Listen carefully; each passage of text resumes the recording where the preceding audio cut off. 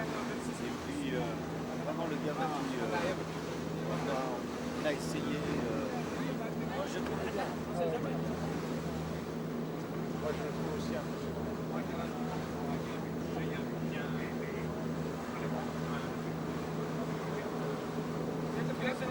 Au Sénégal, les gens patinent quoi. Le problème avec la... Je suis allé passer derrière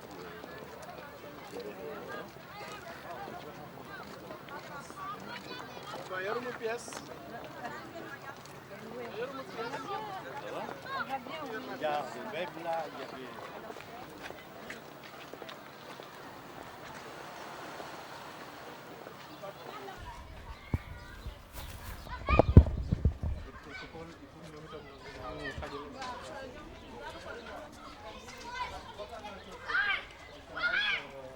Communication traditionnelle. Et par-delà, on devrait savoir que rien ne vaut la liberté.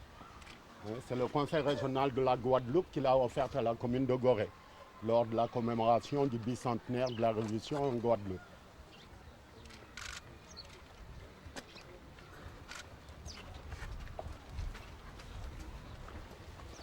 Édifié sur cette tragédie que fut la déportation noire.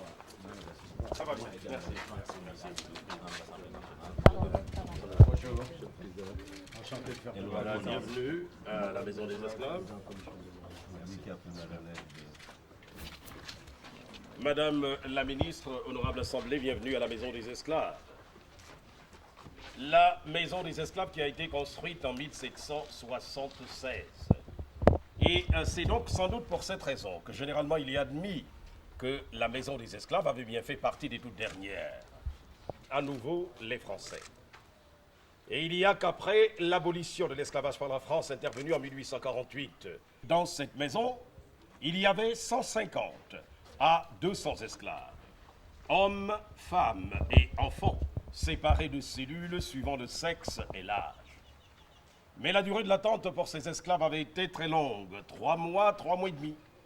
Il n'y avait alors que les voiliers comme moyen de transport. Et à droit devant, nous avons donc l'exemple typique de cellules pour hommes. Avec votre permission, nous ferons le tour des cellules et nous commencerons par la cellule d'en face.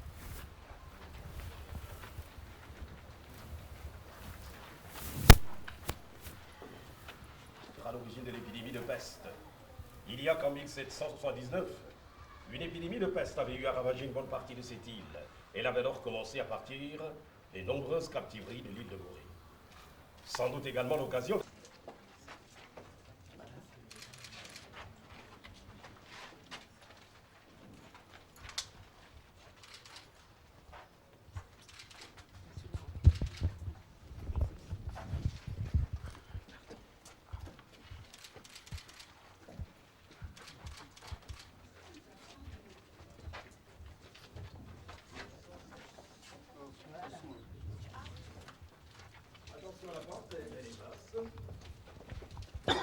Que les marchands d'esclaves à l'époque n'avaient alors pas habité bien loin. Généralement, ils étaient à l'étage.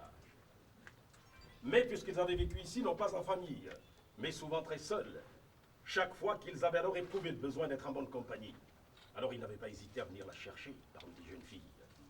Avec pour conséquence immédiate que chaque fois que l'une d'elles s'était retrouvée enceinte, alors elle avait été libérée et affranchie.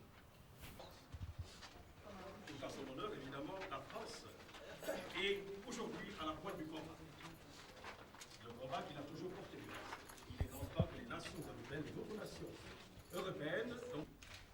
Et il y a le couloir avec la fameuse porte dite du voyage sans retour.